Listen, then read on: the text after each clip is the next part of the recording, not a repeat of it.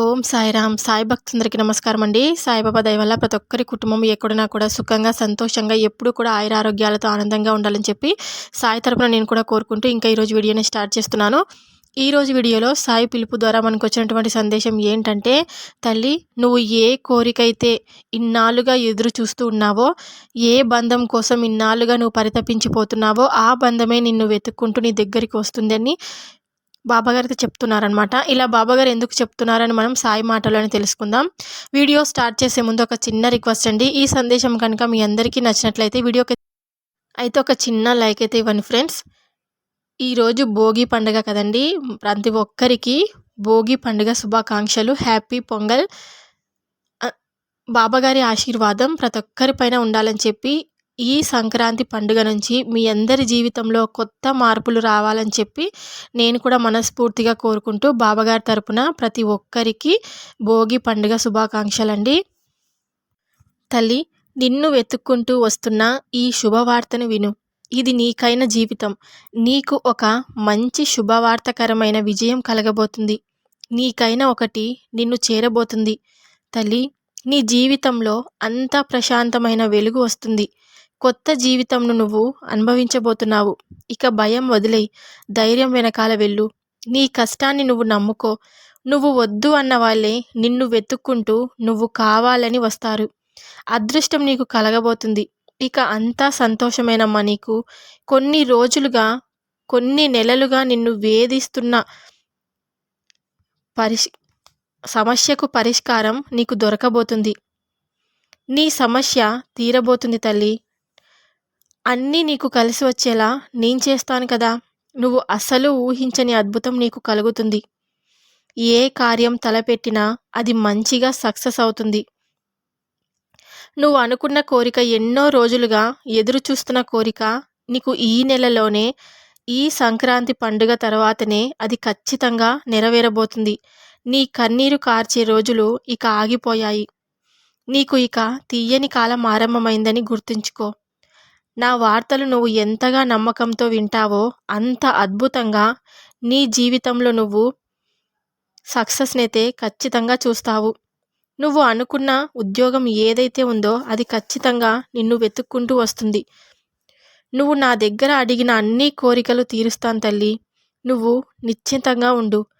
నీకు ఇక రాబోయే రోజులన్నీ మంచి నెలలుగా ఉంటాయి. ఒక్క విషయం నువ్వు గుర్తుంచుకో అమ్మా, ఎప్పుడూ కన్నీరు పెట్టకు. నువ్వు పడిన కష్టం ఇక తీరిపోయిందని గుర్తుంచుకో. కాలానికి, ప్రకృతికి మార్పు ఉన్నట్టే నా బిడ్డవైన నీ జీవితానికి కూడా మంచి మార్పు తెస్తాను. జీవితాంతం నేను నీకు తోడుగా ఉంటాను. నీకు బాధపడే రోజులన్నీ ముగిసిపోయాయి. ఇక నుంచి నీకు అన్నీ మంచి రోజులే. నేనుండగా నీకు భయం ఎందుకు చెప్పు. నువ్వు ఏ బంధంలో మార్పు రావాలని ఇన్ని రోజులు పరితపించావో ఆ బంధంలో ఖచ్చితంగా మార్పు వస్తుందని నువ్వు గుర్తుంచుకో. నిన్ను వదిలి వెళ్ళిన నీ బంధం నిన్ను వెతుక్కుంటూ నీ దగ్గరకు ఖచ్చితంగా వస్తుంది. నువ్వు ఇప్పటి నుంచి ప్రతి ఒక్కటి సంతోషాన్ని అనుభవించవలసిన రోజులు నీకు దగ్గరకొచ్చాయి. నువ్వు ఎప్పుడు పిల్లా పాపలతో సంతోషంగా ఉంటావు. శ్రద్ధ, సబూరి ఇవే నీకు ఈ లోకంలో ముందుకు నడిపించేవి. ఏదైనా సాధించేలా చేస్తుంది. ఏదైతే కష్ట సమయం వచ్చినప్పుడు కృంగిపోవద్దు. ఎప్పటిలాగానే బాబా అని ఒక్కసారి నన్ను తలుచుకో. నీకు కావలసినంత బలాన్ని నేను అనుగ్రహిస్తాను. నీకు నా మీద నమ్మకం ఉంది కదా, అది చాలు.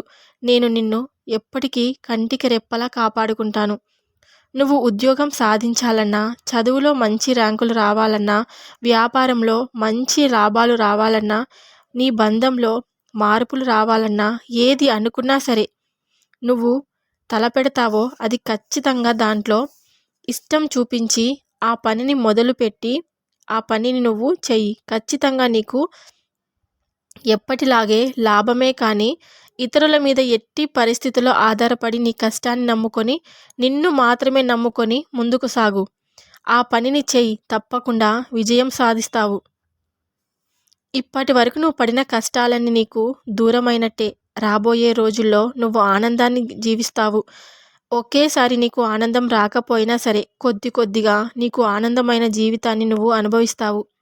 ఇక నువ్వు ఏది మాట్లాడినా ఆచితూచి మాట్లాడాలి. ఎవరితోనైనా మాట్లాడేటప్పుడు. తొందరపడి నిర్ణయాలు తీసుకోకూడదు. ఎన్నో రోజుల నుండి ఎదురు చూస్తున్న సంతోషకరమైన వార్త తప్పక తీరబోతుంది. నా దయ వలన, నా మీద పెట్టుకున్న నమ్మకం వల్ల నీ పైన ఉన్న ఆటంకాలను తట్టివేస్తున్నా. ఇక ఆర్థిక ఇబ్బందులతో ఎంతగానో బాధపడ్డావు కదా!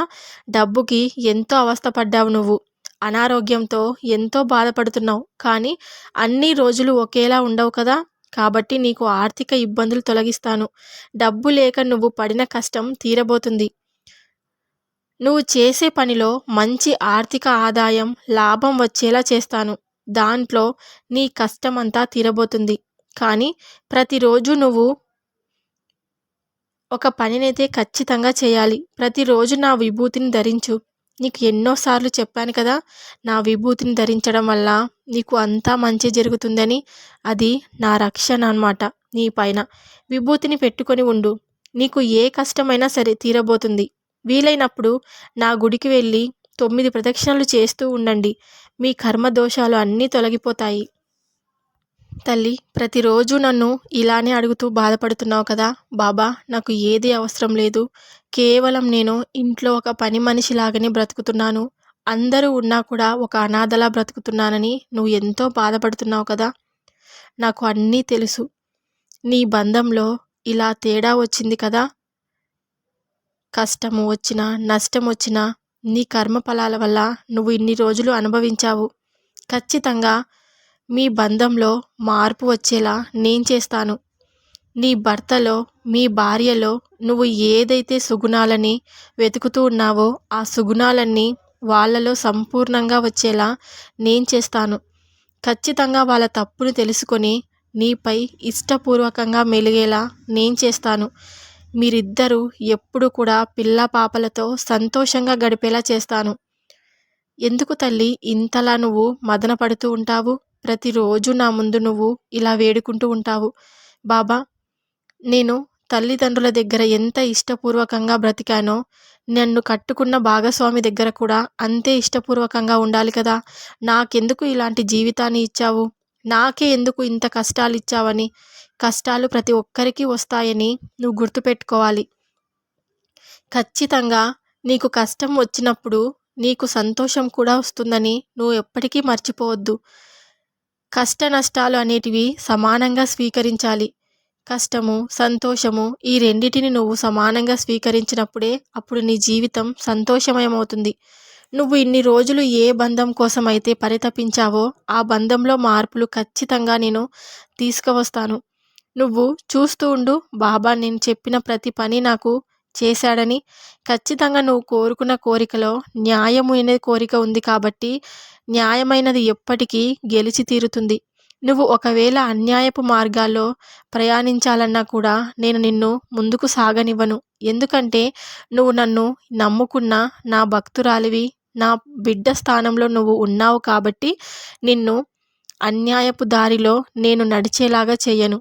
నువ్వు కోరిన కోరికలన్నీ ఖచ్చితంగా నేను తీరుస్తానని ప్రతిసారి చెప్తూనే ఉన్నావు కదా బాబా అని నన్ను నువ్వు ప్రశ్నిస్తున్నావు. కర్మ ఫలాలనేటివి ఉంటాయి కదా! ఖచ్చితంగా అవన్నీ తీరిపోయిన తర్వాత మీరు అనుకున్న కోరికను తీర్చే బాధ్యత నాది. నాపై నమ్మకంతో, పూర్తి విశ్వాసంతో, శ్రద్ధ సబూరితో ఉండండి. ఎప్పటికీ కూడా శ్రద్ధ సబూరిలను అలవాటు చేసుకోండి. ఆ రెండు ప్రతి మనిషిలో ఉండవలసిన లక్షణాలు. ఇతరులని ఎప్పటికీ బాధ పెట్టకూడదు. మన మాటలతో, మన చేతలతో ఇష్టమైన వారిని అనకుండా మనం బాధ పెడుతూ ఉంటే ఇంకా మనకు వాళ్ళకు తేడా ఏముంటుంది చెప్పు? మనం ఎప్పటికీ నిజాయితీగా ఎవరిని మోసం చేయకుండా ఉండాలి. అలా నిజాయితీగా ఉండడం వలన నిన్ను ఏ కష్టం వచ్చినా సరే, ఆపద వచ్చినా సరే ఆ ఆపద నుండి బయటకు పడతావు. నువ్వు ఇష్టానుపూర్వకంగా నేను చెప్పిన విధంగా నడుచుకోకుండా ఎప్పుడూ మనుషులను హింసిస్తూ, జంతువులను కూడా హింసిస్తూ ఉంటే కనుక నీ జీవితం మొత్తం ఇలా నువ్వు బాధపడాల్సిందే. ఒక్కసారి గుర్తు తెచ్చుకో. నువ్వు చేసిన పాపాలు, నువ్వు చేసిన పనులన్నీ నీకు గుర్తుకు వస్తాయి. నేను చేసిన తప్పులన్నీ నువ్వు నా ముందు చెప్పుకో. నువ్వు చేసిన తప్పులన్నీ నా ముందు చెప్పుకున్నప్పుడు, పశ్చాత్తాపపడినప్పుడు నీకు నీ కర్మఫలాలన్నీ ఖచ్చితంగా తీరుతాయని నేను చెప్తున్నాను. తల్లిదండ్రులను కూడా నువ్వు ఎంతో వేదన పెడుతున్నావు. నిన్ను కన్న తల్లిదండ్రులనే నువ్వు సరిగా చూసుకోలేనప్పుడు ఇంక నువ్వెందుకు చెప్పు? కన్న తల్లిదండ్రులంటే దైవంతో సమానం కదా! నన్ను నువ్వు ఒక తండ్రి స్థానంలో, ఒక తల్లి స్థానంలో నిలబెట్టావు. అలాగే నీ తల్లిదండ్రులను కూడా నువ్వు ఎంతో ప్రేమగా చూసుకోవాలి కదా! అలా కాకుండా వాళ్ళకు నువ్వు ఎదురు మాట్లాడడం, ఇష్టానుపూర్వకంగా ప్రవర్తించడం, వాళ్ళు చెప్పిన మాటలు అసలు వినకపోవడం వలన వాళ్ళ మనసు ఎలా గాయపడుతుంది చెప్పు? అలా గాయపడుతున్నప్పుడు నువ్వు సంతోషంగా ఉండగలవా? తల్లిదండ్రుల కన్నీరుని చూసి నువ్వు ఎలా సంతోషంగా ఉండగలవు? ఎప్పటికైనా తల్లిదండ్రులు బిడ్డలు బాగుపడాలనే కదా కోరుకుంటారు.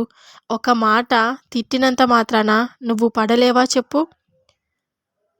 ఖచ్చితంగా నువ్వు నీ తల్లిదండ్రులను ముందుగా గౌరవించాలి. తరువాతే ఏదైనా అని నువ్వు గుర్తుపెట్టుకో.